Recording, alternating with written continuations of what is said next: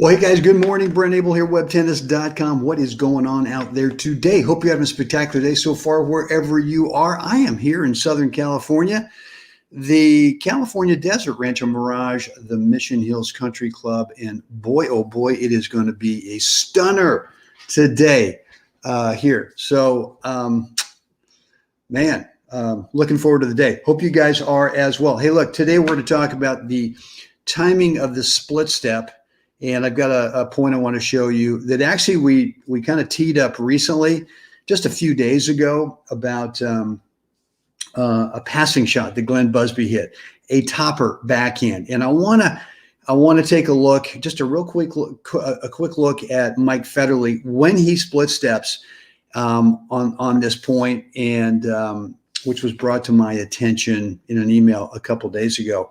Before we get into that, a couple of things. Number one, if you're brand new to webtennis.com and my online coaching, teaching, I've got some free courses for you. I think there's 2 or 3 free courses that you can get over at webtennis.com. The most popular one of them is the topspin second serve and how to get more natural racket speed so you can get some power, along with imparting the upspin, the real true topspin, so that you get a nice margin of safety over the top of the net, but you get a good bounce out of that service box over there, so that eliminate double, well, that'd be kind of hypey, eliminate double faults, practically eliminate double faults, and then certainly get a nice high bounce where at worst case, the point starts off at neutral. Just go over to webtennis.com, drop in a first name and email address, and you'll get access to that course and the couple other complimentary courses as well. Guys, if you are really into improving your tennis game, and you're kind of looking at the 4 pillars of what makes a better player, which is technique, tactics, mental, physical, then go ahead, if you're over at YouTube, hit that subscribe button so that you get notified every time I upload either pre-recorded content or we go live, as I do just about every morning. At this time, 7 a.m. Pacific. And if you're into this kind of stuff, which is today's split step timing, go ahead and hit that like button, whether you're YouTube or Facebook, so I know to produce more of this type of instruction for you. And then finally, guys, before we get started today, look, if there's some part of your game you are just not getting figured out, you're just not getting organized, maybe you get a little frustrated with it, again, could be technique, could be tactics, could be the mental part of the game, or it could be physical. It could be specific tennis fitness. Then shoot me an email, brent@webtennis.com, because what I do offer is private one-on-one coaching. And if you're interested in something like that, then again, just shoot me an email, brent@webtennis.com. I'll get back to you with the details, how it works, what the price is, and you can decide if this would be a good fit for you or not. Guys, let's talk about today's topic, which is going to be the timing of the split step. And I've got kind of my own theory on it, and it really does kind of go against I think what most coaches talk about. Let me bring that up here, and that is. When a lot of times we think about split stepping in terms of where do we want to be, right? Well, we'd like to be to a certain spot that would help us cover as much court as possible, right? And the reality is, no matter how good your split step is, in terms of the athletic, in terms of the physical part of it, and no matter how good it is, how quick you are, you can never cover 100% of the court. The court's too big. I don't care. I mean, look, we look at some of these pros and it looks like they can just blanket the whole thing, but that's just not true. And for the rest of us mere mortals who aren't making a dime on the tour, we cannot cover 100% of the court. At best, we can cover probably, I don't know, 80%, let's call it. So really what you're doing in a situation like this, when you're coming in, approaching, is you're telling this guy, you know what, you've got a little area up the line. And as we see in this point here, that, if you were with me the other day, all right, I'm going to give you a little bit of the court over here. Well, look, Glenn Busby finds that little part of the court, right? But I think, the email I got made it sound like, well, if Mike had split step sooner, he would have been able to cover this shot. And that might be true. Like if Mike had split right here, then yeah, I agree. He would have had a chance to be able to cover this cross court roller from Glenn. But is there a chance that he can cover this shot? And the answer is no, right? So I want you to, first of all, just accept that reality. You can never cover 100% of the court. So the best you can do is force that passing shot to either go, 10% up the line or 10% cross court as a winner. And if you force them to do that a lot, as Mr. Stowe said, if you keep coming in and you keep forcing this guy to hit this incredible shot over and over and over during the match, you know what? The top guys eventually become human. And this is what I got from Mr. Stowe, was that you're going to get past. And look, this is one point, right? You cannot ever cover 100% of the court, right? I just said that. And so when you get past, it's a reality. It's going to happen from time to time. And all you can do is maybe get a little intel on the next time you come in something, in a situation similar to this, what to maybe look for. But other than that, you're forcing this guy to have to pass you over and over. And when you put that pressure on a player, Mr. Stowe said they become mere humans. And I don't have time today, but I promised to share a story with you when I first got together with him. And he was coaching me on coming in and having that mindset that you're going to get past from time to time, and that's okay. But if you keep coming in, eventually you're going to create that pressure.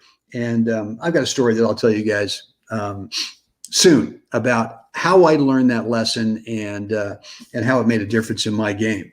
So look, let me tell you my philosophy today on what I think is, again, split stepping is not, well, ideally, where do you want to be? Well, that's up to the time, the moment when your opponent makes contact, right?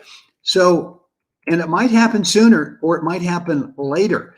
And here's why I say that, is that the further away you are geometrically from your opponent, right? So there's going to be a distance here of and most players say, well, right when they make contact, you should be splitting. Okay. I don't believe that. I believe you can get to a better court position the further away your opponent is from you. Now, look, if we back this up and Glenn was not way back here, I mean, what is he? Is this 8 feet behind the baseline? I don't know. He's pretty far. He's pretty deep in the court.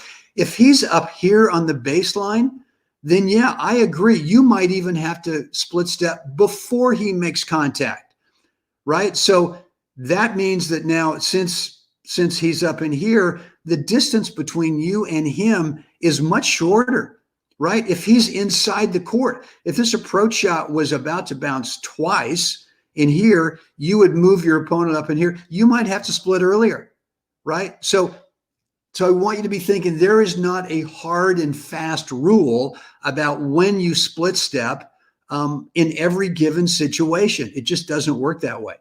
And so the further away you are from your opponent when they make contact, my belief is that you can split right afterwards, right after they make contact, right here.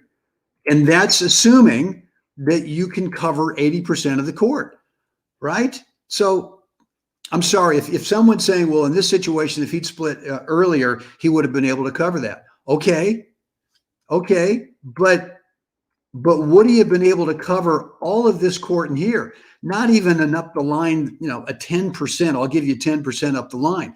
This would have been like a 40% up the line. So you're having to kind of hedge your bets on this, that if you get to the right spot, that you're going to be able to cover 80% of the court. So I hope that makes difference. Look, my rule of thumb, again, real simple. If you've got a certain distance away from your opponent, right, and this is geometrically a pretty long line in here, you can split later. If he's like, I mean, shoot, if this guy is up in here, you're going to have to split earlier to be able to react to where they play that shot. And too often what I see is when you've approached and you've forced your opponent up in here, I see way too often that this player who's approaching is waiting for that opponent to make contact, and they end up running through the passing shot attempt, right? There's no way they can have any time to be able to react. So I may have kind of muddled my way through that, through this morning. I hope it made sense, but look, that's my belief, and that's what's worked for me over the years, is that the further, like if I'm serving and volleying and in singles or doubles, doesn't matter. If I got the type of returner who likes to stay back, maybe 3, 4, 5 feet behind the baseline, I know I can split later as I can come in, as I come in, right? I can get closer to that service line before I have to split because they're so far away from me, right? If I've got the kind of returner that loves to step in and take it early, I got to split step sooner. So it's not based on, there's not a hard and fast rule that right before they make contact or right as they make contact or whatever, that it works for every geometric situation. And geometry in this reference is, what's the distance between you and that opponent as they make contact? Further away, the later you get to split. It could be after they make contact, right? And the closer they are, the sooner that you have to split, and it might be before they make contact. Are there times when you can split step right as they make contact? Absolutely. But that's based on that distance that you are away from your opponent. And look, there are also other factors as well, right? There are factors as, how good is your split step? How athletic is it? How nimble are you coming out of it? What's your quickness? Are you working on volley lunges, right? In terms of off-court training to build up those muscles in your legs so that you come into your split step and you can be on balance and you can explode out of that split step based on the direction of your opponent's shot. That is the purpose of the split step, right? Is to be able to react to the direction of your opponent's shot. Look, in doubles, when you're coming in, you're playing serve and volley, you're playing approach and volley, and you've only got half the court. What are the geometric chances that the opponent's shot's going to be more into you as opposed to away from you, right? In singles, the chances go up that when you come in your split step, it's a different type of split step in terms of you're going to have to cover more court, so that you're going to have to cover balls to your right, which are further away from you than they are in doubles, right? The chances of a ball coming in directly at you in singles is a whole lot less than it is in doubles. I hope that makes sense. Shashi, good morning. Good morning. So something to think about. It's worked for me, right? And again, I would love to give you a hard and fast rule. Everyone, all the players out there will, what's the rule? What's the formula? Man, it's conditioned upon a few things. And so I can't give you a hard and fast rule on the split step. I'll tell you this, it's not where, it's when. And a lot of players go, well, don't I split around the service line? I want to get there. Well, of course you do. But it may be that to be able to react to your opponent's shot direction, you've got to split step before you get there. One of the things that my good practice partner, my good friend Owen, noticed last year it was a year ago during the National Husband-Wife Grass Courts, is that my split step behind my serve was a whole lot later than most of the other players. And my belief is that whether I split late or I split early or I play a half volley or I play a volley or I play, an approach shot, I still end up in the same place right around the service line for that good net position, right? So it doesn't matter if you think, well, I got to serve and volley, I have to volley, which means that there might not be any split step going on in that, because you're thinking, well, it's where as opposed to when. Look, guys, would love to read your comments, your feedback on this down below in the comments area, whether you're on Facebook or YouTube. If you want to shoot me an email, that's fine. Brent@webtennis.com. More than happy to, look, I mean, I'm going against the grain here. There are a lot of coaches that are shaking their head right now. And, a lot of you guys might be shaking your head because you've had a coach drum into it. There's one time when you split step. That's the formula. And I disagree.